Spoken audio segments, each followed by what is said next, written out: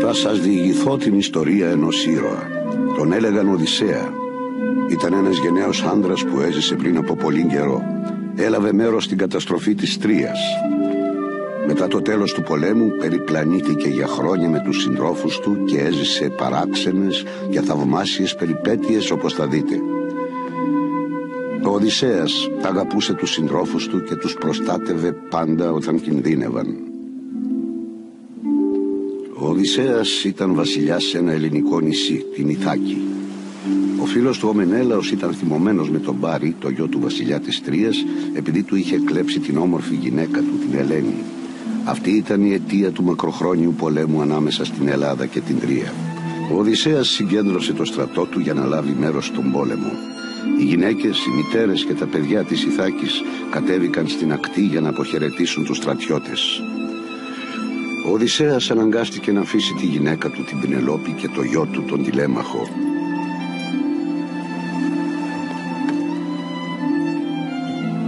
Ήταν όλοι πολύ λυπημένοι, άνδρες, γυναίκες και παιδιά, και έχιναν πικρά δάκρυα την ώρα που σαλπάρανε τα πλοία.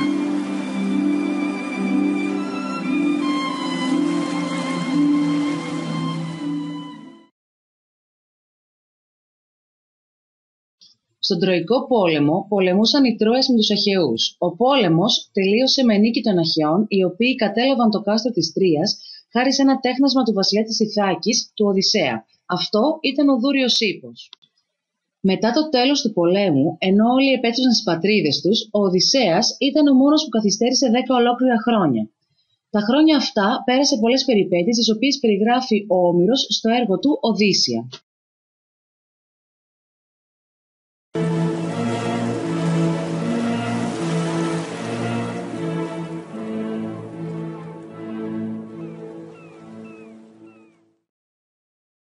Ο Οδυσσέας πήρε το δρόμο της επιστροφής με 12 καράβια, όμως κατέληξε στη χώρα των Κυκώνων μετά από άγριους ανέμους που του έστειλαν οι θεοί. Όταν έφτασαν στο νησί, προσπάθησαν με βίαιο τρόπο να κλέψουν προμήθειες από τους Κύκωνες προκειμένου να επιζήσουν. Όταν το αντιλήφθηκαν οι Κύκωνες, δημιουργήθηκε αναστάτωση και στη συνέχεια προκλήθηκε άγρια μάχη, στην οποία πολλοί πολεμιστές σκοτώθηκαν και υπήρξαν σημαντικές απώλειες. Παράλληλα, ο Οδυσσέας με τους συντρόφους του που είχαν σωθεί επιβιβάστηκαν στα πλοία και τράπηκαν σε φυγή.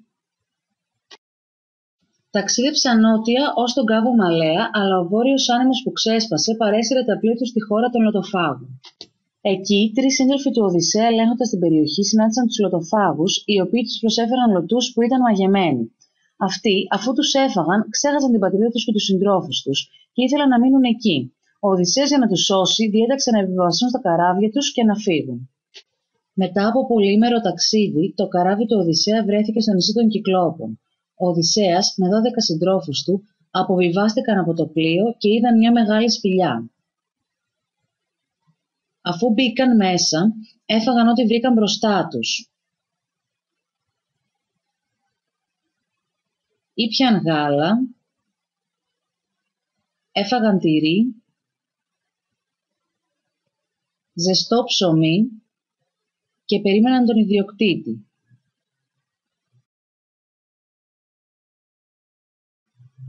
Ο ιδιοκτήτης ήταν ο Κύκλοπας Πολύφημος, γιος του Ποσειδώνα που είχε μόνο ένα μάτι στο μέτωπο. Μόλις τους αντίκρισε, τους ρώτησε ποιοι ήταν και εκείνοι του απάντησαν πως ήταν ξένοι ναυαγοί που γύριζαν από την Τρία. Εκείνος τότε άρπαξε 2 από αυτούς και τους καταβρόχθησε, και το επόμενο πρωί έφαγε άλλους 2.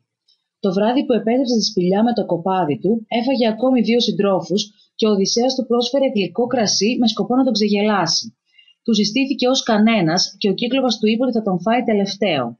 Καθώς κοιμόταν, ο Οδυσσέας, αφού πήρε ένα μυτερό κλαδί, το κάρφωσε στο μάτι του και τον τύφλωσε.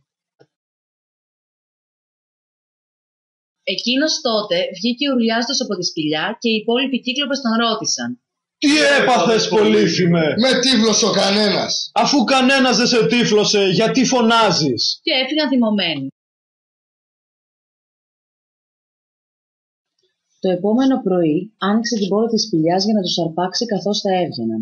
Ο Οδυσσέας και οι σύντροφοί του δέθηκαν κάτω από τις κοιλιές των μεγαλύτερων κρυαριών και έτσι το έσκασαν χωρίς να τους καταλάβει ο Πολύφημος, γιατί χάιδευε τα ζώα στην πλάτη.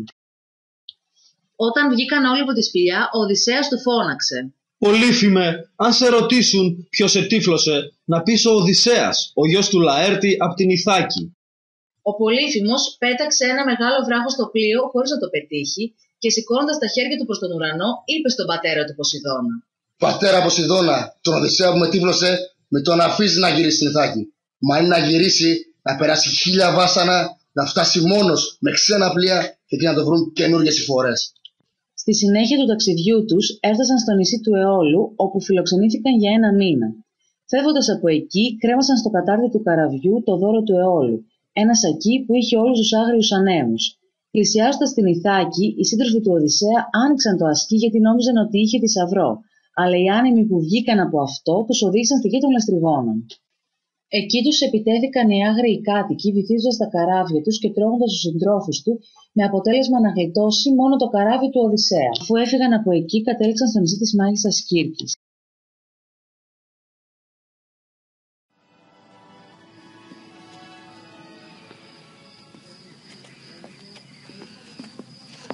Γεια σας. Είμαι η Κύρκη και αυτό είναι το σπίτι μου. Σας παρακαλώ, περάστε. Να σας προσφέρω κάτι να φάτε και να πιείτε. Οι άνδρες ακολούθησαν την Κύρκη στο παλάτι. Ο ευρύλοχος όμως ήταν καχύποπτος. Έτρεξε και κρύφτηκε στον κήπο. Και ήταν πολύ σωστό αυτό που έκανε. Η μάγισσα Κύρκη τους προσέφερε μαγικό ποτό και με το ραβδί της τους μεταμόρφωσε σε γουρούνια. Μόνο ένας από αυτούς γλίτωσε. Όταν ο Οδυσσέας το έμαθε, άρπαξε το σπαθί του και έτρεξε στο παλάτι. Α, καλώς ήρθες στο παλάτι μου, ξένε. Πέρασε μέσα. Είμαι σίγουρη ότι θα νιώσεις άνετα. Ο Οδυσσέας ακολούθησε την Κύρκη. Ήπιε μαζί της, αλλά δεν έγινε γουρούνι. Εσύ είσαι ο Οδυσσέας, ο Έλληνας πολεμιστής, ο φημισμένος για το κουράγιο του. Μη δοκιμάσεις κανένα κόλπο σου. Ξέρω κι εγώ ποια είσαι. Ο Ερμής με είχε προειδοποιήσει και τώρα ήρθες με θάρρος και πονηριά. Πρώτον, δεν πρέπει να δοκιμάσεις να μου κάνεις κακό. Ύστερα, πρέπει να πάρεις πίσω τα ξόρκια που έκανες στους άνδρες μου για να ξαναγίνουν άνθρωποι. Κατάλαβες? Ναι. Ό,τι θέλεις εσύ. Οδυσσέα, είμαστε ήδη 1 χρόνο εδώ. Διασκεδάσαμε όλοι με το παραπάνω. Αλλά τώρα είναι καιρός να γυρίσουμε πίσω. Τι λες, Έχεις δίκιο, ευρύλοχε. Ξέρω ότι πρέπει να αφήσουμε αυτό το ωραίο νησί και την πεντάμορφη Κύρκη. Α, φοβάμαι ότι ήρθε η ώρα να σαλπάρεις και πάλι για την Ιθάκη. Υπάρχει όμως κάτι που πρέπει να κάνεις πριν φύγεις. Πρέπει να πας στο νησί του Άδη, του Θεού που κυβερνά τα πνεύματα των νεκρών. Να δεις τον Τηρεσία. Μόλις έφτασε στον Άδη, έσκαψε λάκκο, έσφαξε 2 αρνιά και πρόσφερε στους πεθαμένους αλεύρι, γάλα, κρασί, νερό και μέλι. Εμφανίστηκαν τότε πολλοί από αυτούς που είχαν σκοτωθεί στην Τρία και μετά από λίγο ήρθε ο μάντης Τηρεσίας και ο Οδυσσέας τον ρώτησε: Πώς θα μπορέσουμε να φτάσουμε στην Ιθάκη? Ο Ποσειδώνας σε μισεί, γιατί τύφλωσε στον Κύκλοπα, Πολύφημο, το γιο του. Όμως αν δεν πειράξετε τα βόδια του Θεού Ήλιου όταν θα πάτε στο νησί του, θα φτάσετε μια μέρα στην Ιθάκη. Στη συνέχεια βρέθηκαν στο νησί των Σιρήνων, οι οποίες συνήθιζαν να μαγεύουν τους ναυτικούς με το τραγούδι τους και να τους τρώνε. Ο Οδυσσέας όμως, ακολουθώντας τη συμβουλή της Κύρκης, βούλωσε τα αυτιά των συντρόφων του με κερί και διέταξε να τον δέσουν στο κατάρτι. Έτσι, γλίτωσαν από το τραγούδι των Σιρήνων και έπειτα πλησίασαν το στενό της Σκύλας και της Χάρυβδης. Στη μία μεριά του στενού, η Χάρυβδη έπνιγε τα καράβια ρουφώντας το νερό της θάλασσας, ενώ στην άλλη, η Σκύλα τέντωνε τα κεφάλια της και έτρωγε όποιον περνούσε. Από τη Χάρυβδη γλίτωσαν, ενώ η Σκύλα καταβρόχθησε 6 συντρόφους του. Μετά από πολλές μέρες ταξιδιού, έφτασαν στο νησί του Θεού Ήλιου, όπου και έβοσκαν τα βόδια του. Βλέποντάς τα, ο Οδυσσέας θυμήθηκε τα λόγια του Μάντη Τηρεσία και παρακάλεσε τους συντρόφους του να φύγουν, αλλά εκείνοι, επειδή ήταν κουρασμένοι, αρνήθηκαν. Όταν τους τελείωσαν τα τρόφιμα, έσφαξαν τα βόδια του θεού ήλιου και τα έψησαν. Ο Οδυσσέας όμως άργησε να το καταλάβει και καθώς έφευγαν από το νησί, ο Δίας τους έστειλε καταιγίδα και διέλυσε το καράβι τους. Μόνο ο Οδυσσέας γλίτωσε και μετά από 10 μέρες στη θάλασσα, τα κύματα τον ξέβρασαν στο νησί της νύμφης Καλυψός. Εκείνη τον φρόντισε, όμως όταν αυτό συνήλθε δεν τον άφησε να φύγει και τον κράτησε κοντά της 7 ολόκληρα χρόνια. Η Αθηνά τότε, επειδή τον λυπήθηκε, ζήτησε από τον πατέρα της το Δία να τον βοηθήσει και εκείνος έστειλε τον Ερμή στην Καλυψό διατάζοντάς την να τον αφήσει να φύγει. Ο Οδυσσέας έφυγε με μια σχεδία και ενώ κόντευε να φτάσει στην Ιθάκη, τα κύματα που σήκωσε ο Ποσειδώνας την κατέστρεψαν. Η νεράιδα Λευκοθέα τον βοήθησε να βγει στην ακτή, όπου εκείνος κοιμήθηκε βαθιά. Είχε φτάσει στο νησί των Φεάκων. Την επόμενη μέρα τον ξύπνησαν οι φωνές της Βασιλοπούλας Ναυσικάς που έπαιζε εκεί κοντά με τις φίλες της. Αυτή τον λυπήθηκε και πήγανε στο παλάτι του πατέρα της, του Αλκίνοου, ο οποίος τον φιλοξένησε. Καθώς έτρωγαν, ο μουσικός Δημόδοκος τραγουδούσε τα κατορθώματα των Αχαιών στην Τρία.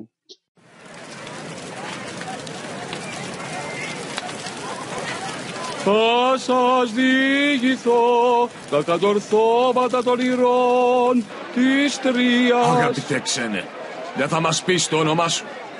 Δεν θα μας αποκαλύψεις ποιος είσαι? Βλέπω ότι είσαι λυπημένος. Μαντεύω πως είσαι πολεμιστής από την πολιορκία της Τρίας. Σωστά μαντεύεις, βασιλιά. Είμαι ο Οδυσσέας, πολεμιστής και βασιλιάς της Ιθάκης. Καλά τότε. Αύριο το πρωί, Οδυσσέα, όλα θα είναι έτοιμα. Οι Φέακες ανέλαβαν να γυρίσουν τον Οδυσσέα στην πατρίδα του, την Ιθάκη, και όταν έφτασαν τα χαράματα, μετέφεραν τον Οδυσσέα που κοιμόταν και τον ξάπλωσαν στην αμμουδιά, αφήνοντας δίπλα του δώρο που του είχαν χαρίσει. Όταν ο Οδυσσέας ξύπνησε, βρισκόταν στην Ιθάκη, χωρίς να το έχει καταλάβει. Και τότε εμφανίστηκε η θεά Αθηνά. Επιτέλους, γύρισες πίσω, Οδυσσέα. Πρέπει να μάθεις μερικά πράγματα. Θα στα πω τώρα. Και τι είναι αυτό που πρέπει να μάθω? Πήγαινε να δεις τον υπηρέτη σου τον Εύμεο, που προσέχει τους χείρους σου. Θα σου πει τι συνέβη στην Ιθάκη στο διάστημα που έλειπες. Πρώτα όμως θα σε μεταμορφώσω σε γέρο. Κανείς δεν θα σε γνωρίσει.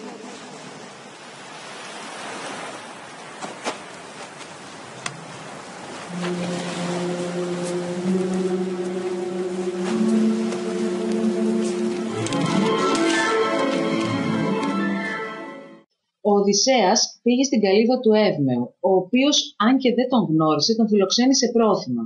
Την επόμενη μέρα, όταν ο Τριέμαχος έφτασε στην καλύβα, ο Εύμεος πήγε στην πόλη να ανακοινώσει τον ερχομό του στην Πηνελόπη. Όταν ο Οδυσσέας και ο Τηλέμαχος έμειναν μόνοι, η Αθηνά έδωσε στον Οδυσσέα την παλιά του μορφή και έτσι ο γιος του τον αναγνώρισε και έκλαιγαν αγκαλιασμένοι. Έπειτα, κατέστρωσαν ένα σχέδιο για να σκοτώσουν τους μνηστήρες και η Αθηνά τον μεταμόρφωσε ξανά σε ζητιάνο. Το άλλο πρωί, ο Τηλέμαχος έφτασε πρώτος στο παλάτι και ακολούθησαν ο Οδυσσέας με τον Εύμεο. Δεν αναγνωρίστηκε από κανέναν παρά μόνο από το σκύλο του τον Άργο, ο οποίος ξεψύχησε στα χέρια του μόλις τον χάιδεψε. Όταν ο Οδυσσέας μπήκε στο παλάτι, βρήκε τους μνηστήρες να διασκεδάζουν και εκείνοι μόλις τον είδαν να κάθεται στο κατόφλι, άρχισαν να τον κοροϊδεύουν και να τον χτυπούν. Η Πηνελόπη, που έμαθε από τον Εύμεο το ζητιάνο, θέλησε να τον ρωτήσει αν ήξερε κάτι για τον άντρα της. Πες μου πώς να σε βοηθήσω. Ο Εύμεος λέει ότι έχεις νέα από τον Οδυσσέα, τον άντρα μου. Αν ήξερα μόνο τι ζει, δεν θα χρειαζόταν να σκέφτομαι για άλλον σύζυγο. Θα σου πω ό,τι έχω ακούσει. Εξαγρίωσε το Δία και τον Ποσειδώνα. Εξαιτίας τους ναυάγησαν τα πλοία του και σκοτώθηκαν οι άντρες του. Άκουσα ακόμη ότι ξέφυγε και επιστρέφει στην Ιθάκη. Γι' αυτό βρίσκομαι εδώ. Μακάρι να μπορούσα να σε πιστέψω. Θα σου στείλω την Ευρύκλεια. Ήταν η παραμάνα του Οδυσσέα και θα πλύνει τα πόδια σου προτού πας για ύπνο. Ευχαριστώ. Σε ευχαριστώ πολύ. Πήγε τότε η Ευρύκλεια να του πλύνει τα πόδια και βλέποντας το σημάδι που είχε ο Οδυσσέας πάνω από το γόνατο τον αναγνώρισε. Όμως εκείνος πρόλαβε και της είπε αν τον αγαπάει να κρατήσει το στόμα της κλειστό. Δεν αποκαλύφθηκε στην Πηνελόπη και την παρηγόρησε λέγοντάς της ότι ο άντρας της θα γυρνούσε σύντομα.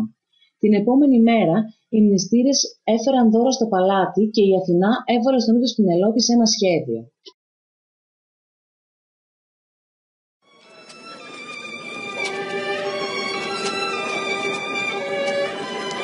Ακούστε με.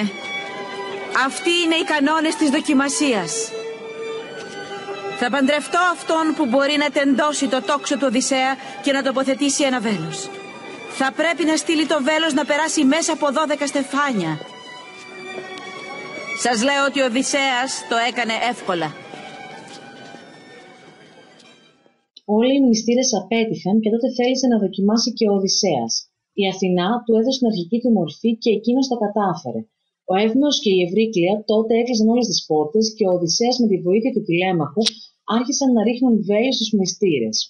Τους σκότωσαν όλους και όταν η Ευρύκλεια ανακοίνωσε στην Πηνελόπη ότι ο Οδυσσέας είχε έρθει, εκείνη δεν την πίστεψε. Όταν όμως βεβαιώθηκε πως ο ξένος ήταν ο Οδυσσέας, τον αγκάλιασε και έκλαψαν και οι δύο από χαρά. Το επόμενο πρωί ο Οδυσσέας πήγε να δει τον πατέρα του, τον γέρο Λαέρτη, ο οποίος τον περίμενε πολλά χρόνια και ξέσπασε σε λυγμούς μόλις τον είδε. Εξοργισμένοι οι συγγενείς των μνηστήρων πήγαν να βρουν τον Οδυσσέα στο παλάτι, αλλά εκείνος έλειπε. Όταν ο Οδυσσέας και τον τηλέμαχο ετοιμάστηκαν να τους αντιμετωπίσουν, εμφανίστηκε η θεά Αθηνά και τους είπε: Σταματήστε! Έγιναν αρκετοί σκοτωμοί. Άξιζε να τιμωρηθούν για την κακία τους. Ο Οδυσσέας εκτέλεσε την εντολή των θεών. Τώρα ας υπάρξει ειρήνη και αρμονία. Αυτοί την υπάκουσαν και ορκίστηκαν πίστη στον Οδυσσέα, ο οποίος από τότε έζησε ευτυχισμένος και βασίλεψε πολλά χρόνια στην αγαπημένη του πατρίδα, την Ιθάκη. Και τώρα που τελείωσε η ιστορία μας, και αφού μάθαμε για τις περιπέτειες του Οδυσσέα και για το πώς κατάφερε να γυρίσει στην πατρίδα του την Ιθάκη, ας δούμε και μερικές ασκήσεις. Ξεκινάμε λοιπόν με την πρώτη άσκηση που είναι κάτι σαν παιχνίδι. Στην άσκηση αυτή βλέπετε δύο εικόνες, οι οποίες αν και μοιάζουν πολύ μεταξύ τους, έχουν μερικές διαφορές. Για να σας βοηθήσουμε, οι διαφορές αυτές είναι 6. Για να δούμε λοιπόν ποιος θα βρει τις περισσότερες. Σας δίνουμε 1 λεπτό για να κοιτάξετε προσεκτικά τις εικόνες και να δείτε τις διαφορές.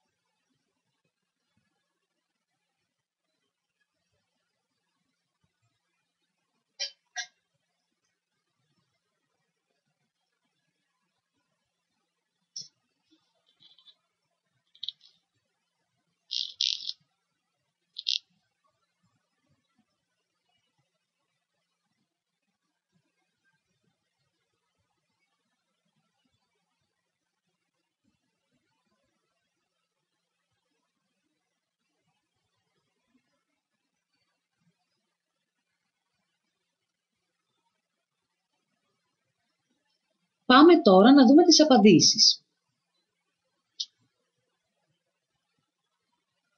Πολύ ωραία. Η διαφορά είναι ότι λείπει η μία μπότα του Οδυσσέα. Ποια άλλη βλέπετε?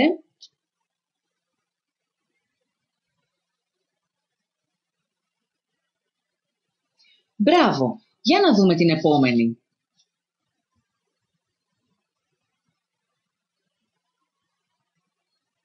Ναι, το χρώμα δεν είναι κόκκινο όπως την πρώτη εικόνα, αλλά κίτρινο.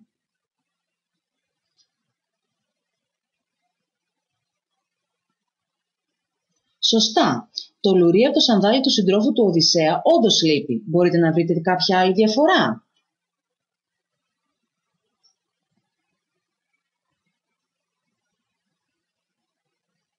Πολύ καλά. Έχει μείνει μόνο μία διαφορά. Για να δούμε ποιος θα μπορέσει να τη βρει.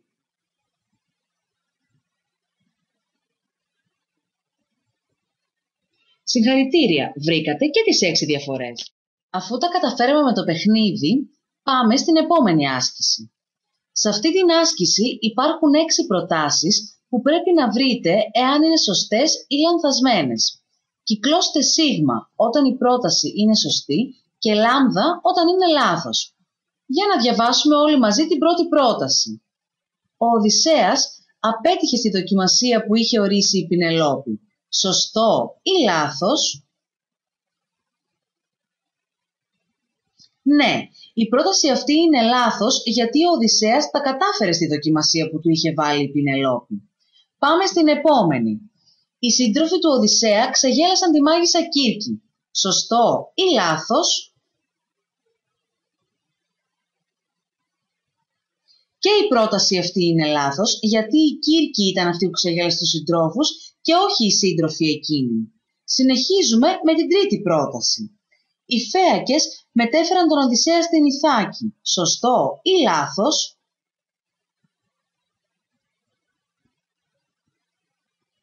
Μπράβο, η πρόταση αυτή είναι σωστή. Ας δούμε την επόμενη. Ο Ποσειδώνας μεταμόρφωσε τον Οδυσσέα σε γέρο ζητιάνο. Σωστό ή λάθος? Πράγματι, είναι λάθος γιατί η Αθηνά μεταμόρφωσε τον Οδυσσέα σε γέρο ζητιάνο. Ας συνεχίσουμε. Ο Εύμεος δέχτηκε να φιλοξενήσει τον Οδυσσέα παρόλο που δεν τον αναγνώρισε. Σωστό ή λάθος? Ναι, η πρόταση είναι σωστή. Πάμε τώρα στην τελευταία πρόταση. Οι λωτοφάγοι προσέφεραν στον Οδυσσέα και στους συντρόφους του μαγικό ποτό. Σωστό ή λάθος?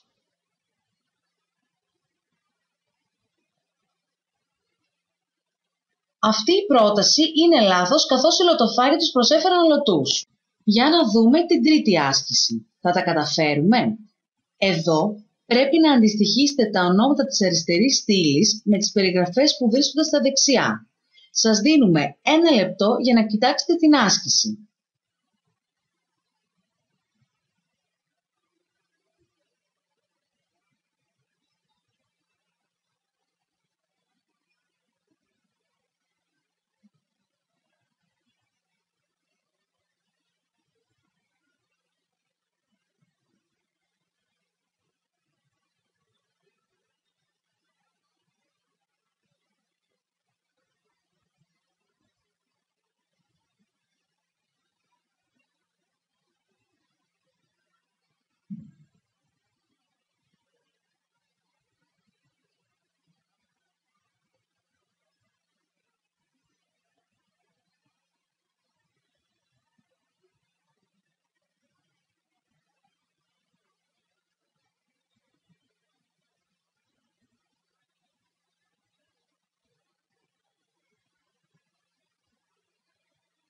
Πάμε λοιπόν να αντιστοιχίσουμε τα ονόματα με τις σωστές προτάσεις.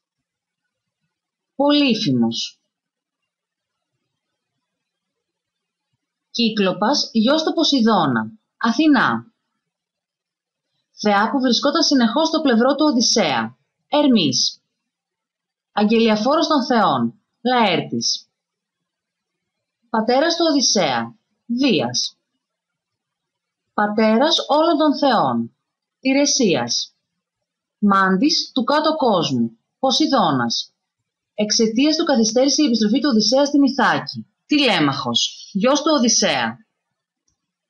Μπράβο, πολύ καλά. Ας προχωρήσουμε τώρα στην τέταρτη άσκηση που είναι ένα σταυρόλεξο. Για να το συμπληρώσετε, διαβάστε πρώτα τις προτάσεις και βάλτε τις απαντήσεις στον αντίστοιχο αριθμό. Ας ξεκινήσουμε με τις λέξεις στα οριζόντια. 1. Ήταν η σύζυγος του Οδυσσέα.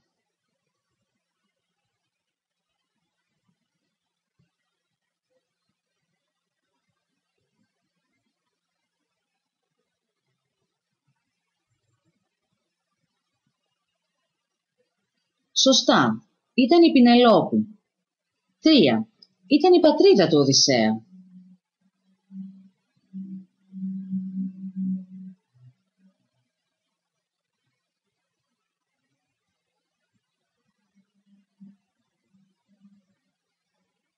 'Ναι, η Ιθάκη ήταν η πατρίδα του Οδυσσέα. 5. Ήταν μεγαλόσωμη με ένα μάτι στο μέτωπο.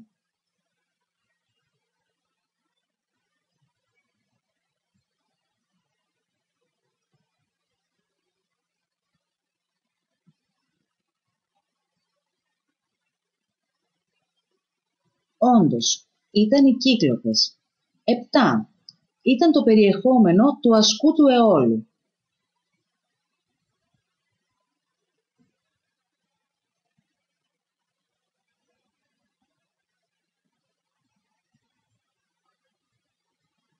Πολύ καλά. Ο ασκός περιείχε ανέμους.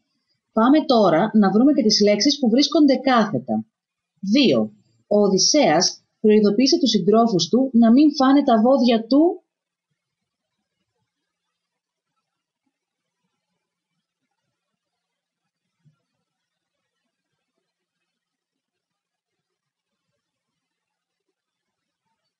Μπράβο, πρόκειται για το Θεό Ήλιο.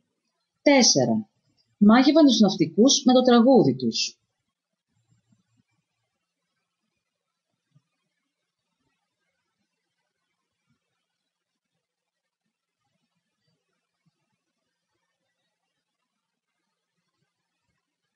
Πολύ ωραία. Ήταν οι Σιρήνες. 5. Κράτησε τον Οδυσσέα κοντά του για 7 χρόνια.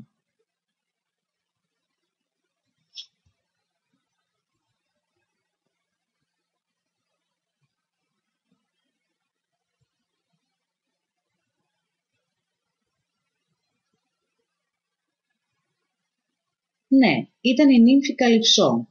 6. Μεταμόρφωσε τους συντρόφους του Οδυσσέα σε γουρούνια.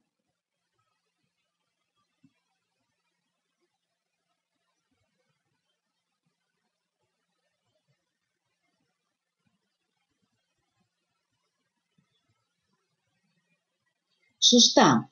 Πρόκειται για τη μάγισσα Κύρκη. Συγχαρητήρια, ολοκληρώσατε με επιτυχία το σταυρόλεξο.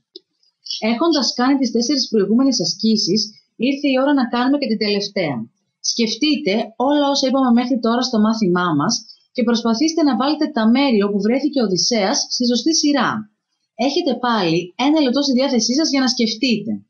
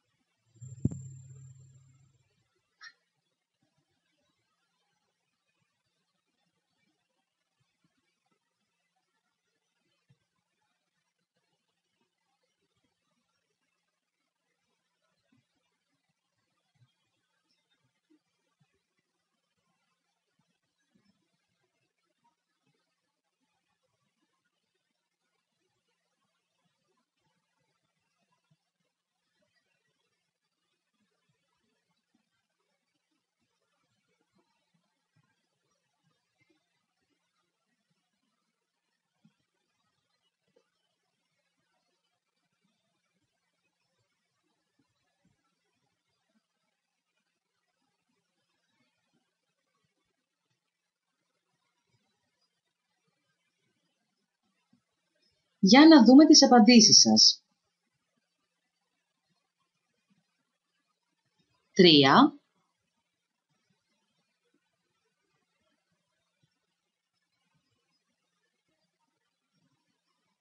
'Κύκονες.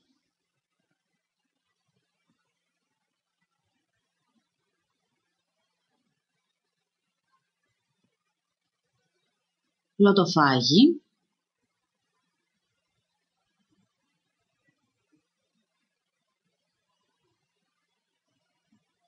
'Κύκλοπες.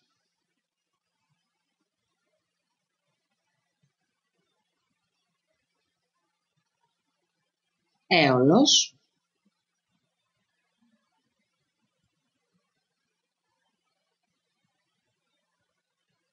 'Λεστριγόνες.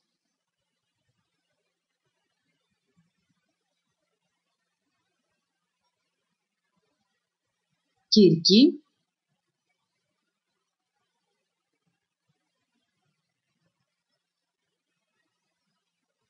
'Σιρήνες.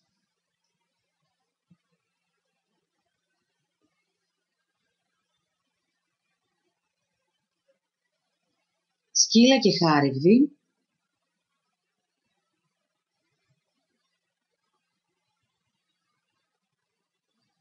'Νησί του ήλιου.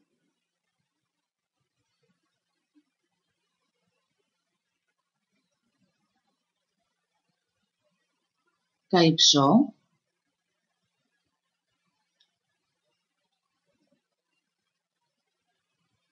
νησί Φεάκων,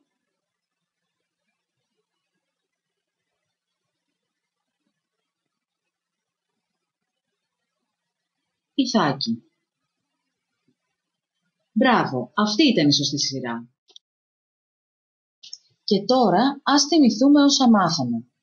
Μετά το τέλος του πολέμου στην Τρία και ενώ όλοι οι πολεμιστές επέστρεψαν στις πατρίδες τους, ο Οδυσσέας ήταν ο μόνος που καθυστέρησε 10 ολόκληρα χρόνια εξαιτίας πολλών συμφορών που αντιμετώπισε κατά τη διάρκεια του ταξιδιού του. Στο διάστημα αυτό, οι θεοί έπαιξαν καθοριστικό ρόλο στην πορεία του ταξιδιού του, καθώς μερικοί, όπως η Αθηνά, ήταν με το μέρος του, ενώ άλλοι, όπως ο Ποσειδώνας, εναντίον του.